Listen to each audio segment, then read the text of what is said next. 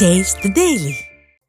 மயிலாடுதுறையில் மதுவிலக்கு பிரிவு டிஎஸ்பி சஸ்பெண்ட் செய்யப்பட்ட அடுத்த தினமே கள்ளச்சந்தை மதுபான விற்பனை களை கட்டிய வீடியோ காட்சி வெளியாகியுள்ளது. மயிலாடுதுறையில் சட்டவிரோதமாக செயல்பட்ட பார்களுக்கு டிஎஸ்பி சுந்தரேசன் சீல் வைத்தது திமுக நிர்வாகிகளிடையே கடும் அதிர்ச்சியை ஏற்படுத்தியிருந்தது. இதையடுத்து மேல் அதிகாரிகள் அழுத்தம் காரணமாக தனது வாகனம் பிடுங்கப்பட்டதாக அவர் பொதுவெளியில் தெரிவித்ததால் சஸ்பெண்ட் செய்யப்பட்டார். இந்நிலையில் இவர் சஸ்பெண்ட் செய்யப்பட்ட மறுநாளே சட்டவிரோத மது விற்பனை தொடங்கியதாக தெரிவிக்கப்பட்டுள்ளது. ஸ்டாலினின் ஃபெயிலியர் மாடல் ஆட்சியில் நேர்மையான காவல் அதிகாரிகளுக்கு இடைநீக்கமும் பதவி நீக்கமுமே பரிசு என விமர்சனங்கள் எழுந்துள்ளன.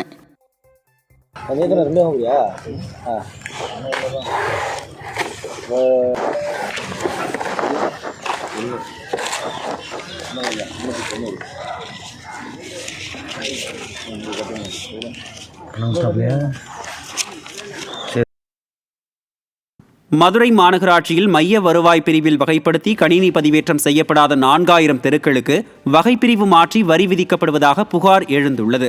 மதுரை மாநகராட்சியில் 4000த்திற்கும் மேற்பட்ட தெருக்கள் முறையாக மாநகராட்சி மைய வருவாய் பிரிவில் கணினி பதிவேற்றம் செய்யப்படவில்லை என புகார் எழுந்துள்ளது. இதனால் முறையான வரி விதிப்பு மேற்கொள்ள முடியாமல் பெரும்பாலான பகுதிகளில் ஏ வகை பிரிவுக்கான சொத்து வரி நிர்ணயிக்கப்படுவதாக சர்ச்சை எழுந்துள்ளது. ஸ்டாலின் ஃபெயிலியர் மாடல் ஆட்சியின் நிர்வாக திறமையின்மையால் அதிக வரி செலுத்த வேண்டியுள்ளதாக பாதிக்கப்பட்ட மக்கள் குற்றம் சாட்டுகின்றனர்.